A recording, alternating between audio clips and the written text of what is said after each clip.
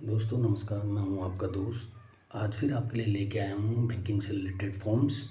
आज का जो फॉर्म है वो है एनईएफटी और आरटीजीएस कैसे करें। एनईएफटी और आरटीजीएस फॉर्म जैसे कि आप स्क्रीन पर देख सकते हैं आपके सामने खुला हुआ है। लेकिन एनईएफटी और आरटीजीएस फॉर्म भरने से पहले मैं कुछ जानकारी आपको इसके बारे में देना चाहता हूँ, जो कि इस प्रकार है। पहली बात तो हम एनईएफटी और आरटीजीएस हम क्यों करते हैं, तो एग्जाम्पल से समझाता हूँ। मान लीजिए किसी एक व्यक्ति का खाता एसबीआई दिल्ली में है और वो अपने परिवार को पैसे पीएनबी के खाते चंडीगढ़ में भेजना चाहता है, तो उसको ये प्रक्रिया के लिए आरटीजीएस या एनईएफटी का सहारा लेना पड़ेगा। अब एनईएफटी और आरटीजीएस की प्रक्रिया के लिए एनईएफटी चुने या आरटीजीएस चुने, इसका चुनाव कैसे होगा। तो इसका चुनाव के लिए सबसे इम्पोर्टेंट चीज़ यह है कि 2 लाख से नीचे पे आरटीजीएस नहीं किया जाता। आरटीजीएस सिर्फ 2 लाख से ऊपर पे होता है। एनईएफटी आप 10,000 से लेकर कहीं तक भी आप कर सकते हैं। अच्छा, इन दोनों में डिफरेंस क्या होता है। दोनों में पहला डिफरेंस ये होता है, एनईएफटी जो होता है वो 1-2 घंटे में पैसा एक खाते से दूसरे खाते में ट्रांसफ़र होता है, जबकि आरटीजीएस में सेम टाइम पे बैचेज़ में ये प्रोसेस हो जाता है और अमाउंट सेम टाइम क्रेडिट हो जाता है। अब मैं आपको बताता हूँ कि फॉर्म कैसे भरा जाता है। तो जैसे आपके सामने देख सकते हैं, सबसे पहले यहाँ पर ब्रांच होगा। ब्रांच का नाम, जैसे आप न्यू दिल्ली ब्रांच में हैं, जिस ब्रांच में आप गए हैं, जहाँ से आप एनईएफटी आरटीजीएस कर रहे हैं, तो वहाँ का नाम आप लिख देंगे। उसका आईएफएससी कोड के लास्ट 4 डिजिट रहते हैं, वो लिख देंगे। उसके बाद अमाउंट फॉर एग्ज़ाम्पल, अगर आपको 10,000 का आपको एनईएफटी करना है, तो 10,000 यहाँ अमाउंट आप 10,000 लिखेंगे, प्लस यहाँ पर आप लिख देंगे 10,000 ओनली यहाँ पर लिखा हुआ है, जैसे कि आप देख सकते हैं।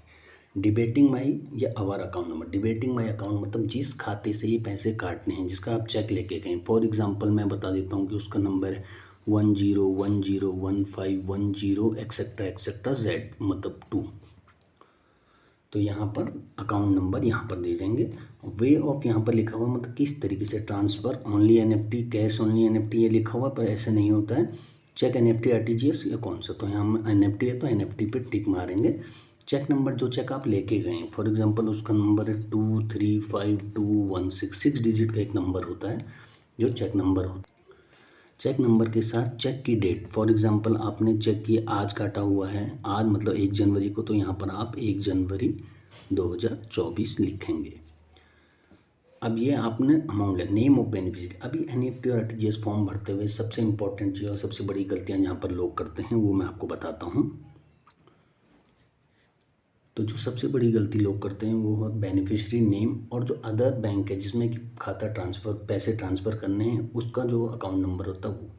तो आपको एक चीज़ मैं बता दूं कि जिस बैंक से आप एनईएफटी कर रहे हैं, अगर वो एसबीआई का बैंक है या पीएनबी बैंक है या कोई यूटीआई बैंक है, यूबीआई बैंक है, कोई भी बैंक है, और वो दूसरे बैंक के खाते में पैसे ट्रांसफ़र कर रहा है, तो उसको आईएफएससी कोड को छोड़कर अकाउंट नंबर से वो आइडेंटिफाई नहीं कर सकते हैं कि आप किस बंदे के खाते में पैसे डाल रहे हैं। तो जो ये आईएफएससी कोड और beneficiary name plus account number है, वो बहुत ही समझदारी से और बहुत ही ध्यान से लिखना है, इसमें कोई गलती नहीं करनी। तो यहाँ पर name of beneficiary, for example आप ए सिंह के उसमें डाल रहे हैं तो ए सिंह हो गया। बैंक और ब्रांच, बैंक और ब्रांच मतलब कहाँ, जैसे वो पटियाला का है तो पटियाला का है, जैसे पीएनबी है। और ब्रांच कहाँ की है, जैसे ब्रांच आपके पटालिया मेन ब्रांच है तो मेन ब्रांच, ये हो गया। अभी आईएफएससी कोड आपको लिखना है। फॉर एग्जांपल आईएफएससी कोड आपको पता होगा चेकबुक में होता है, तो जैसे एसबीआई का लिख रहा हूँ, एसबीआई एन होता है 000161 फॉर एग्जांपल, ये एक आईएफएससी कोड है, ये बहुत ध्यान से लिखना है। दूसरा बेनिफिशियरी अकाउंट नंबर। इस ट्रांजैक्शन का सबसे इम्पोर्टेंट जो ये चीज़ है, ये बेनिफिशियरी अकाउंट नंबर है। जैसे कि मैं आपको पहले भी विदित करा चुका हूँ कि ये नंबर गलती अगर हो गया तो बैंक वाले की गलती नहीं मानी जाएगी। जो आप यहाँ पर नंबर लिख दोगे उसमें वो ट्रांसफ़र कर देगा, फिर वो चाहे आपके रिलेटिव का या जिसमें आप खाते में पैसा डालना चाहते हो उसका हो या ना हो, इससे कोई फ़र्क नहीं पड़ता। इसलिए इसको हम भरते हुए हमेशा केयरफुली ध्यान रखना है। तो फॉर एग्ज़ाम्पल कोई भी अकाउंट नंबर वो हम यहाँ पर मेंशन कर देंगे। इसके बाद हम आते हैं amount in words. Amount in words मतलब 10,000 रुपये, तो यहाँ पर लिखा जाएगा 10,000 ओनली, 10,000 ओनली। फिर नीचे आते हैं, यहाँ लिखा है अमाउंट इन फिगर, तो यहाँ हम लिखेंगे 10,000 रुपीज़। चार्जेज जैसे कि मैंने आप तक 10,000 से 1 लाख रुपये 2.36 है, तो यहाँ पर हम लिखेंगे 2.36 रुपीज़। टोटल हम करेंगे तो ये हो जाएगा आपका 10,002.36 रुपीज़। ये आपको चेक जब आप काटते हैं तो चेक में आपको ये अमाउंट भी मेंशन करना है, एक्सेप्ट कि अगर आपका डीएसपी खाता है तो, क्योंकि अगर आपका डीएसपी खाता है तो आपको एनईएफटी डीडी बनाने के लिए आरटीजीएस के लिए कोई चार्जेस नहीं देना होता है, इसलिए उसमें के चार्ज नील हो जाते हैं। परंतु अगर आपका नॉर्मल सेविंग खाता है या कोई दूसरा करंट अकाउंट भी है तो आपको चार्ज देना पड़ेगा।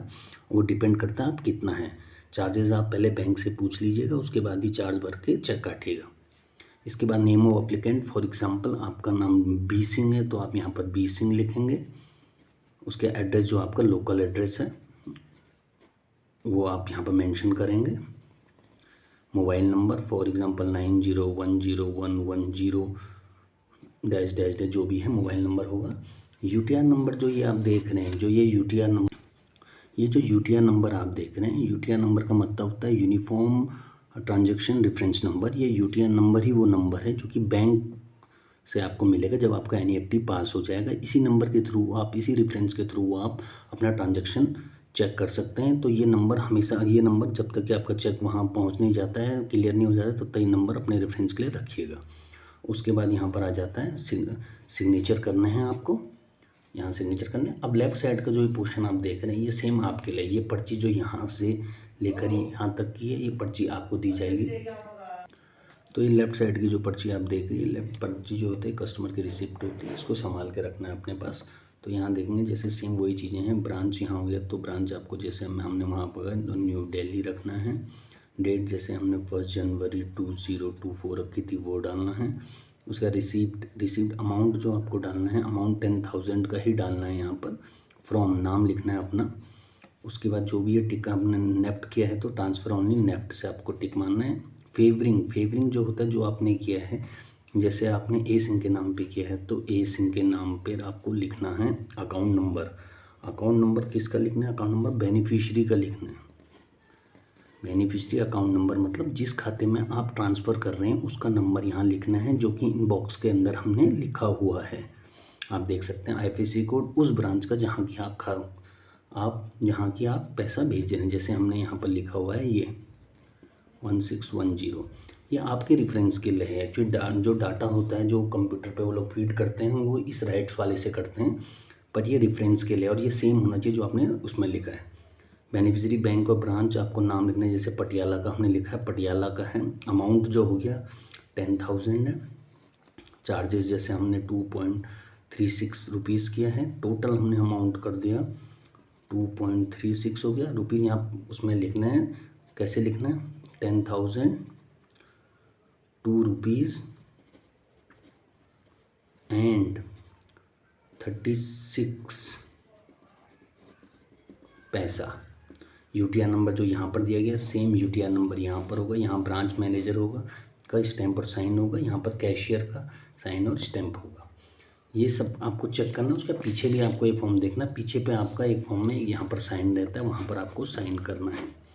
सबसे इम्पोर्टेंट चीज़ इसमें, आप चेक काटने से पहले एक बार चार्जेस ज़रूर पूछ लीजिएगा, क्योंकि अगर चार्जेस आपने सही नहीं काटे तो आपका चेक वेस्ट हो जाएगा। और बेनिफिशरीज के वहाँ आप भेज रहे हैं उसका बैंक का आईएफएससी कोड और अकाउंट नंबर बिल्कुल थ्रू होना चाहिए, उसमें कोई भी गलती नहीं होनी चाहिए। इसी के साथ दोस्तों मैंने आपको बता दिया कि आरटीजीएस और नेफ्ट फॉर्म कैसे भरा जाता है। भरने से पहले कोई भी क्वेरी हो तो कमेंट कर सकते हैं मेरे वीडियो पे। मेरे वीडियो को लाइक और शेयर कीजिए। धन्यवाद।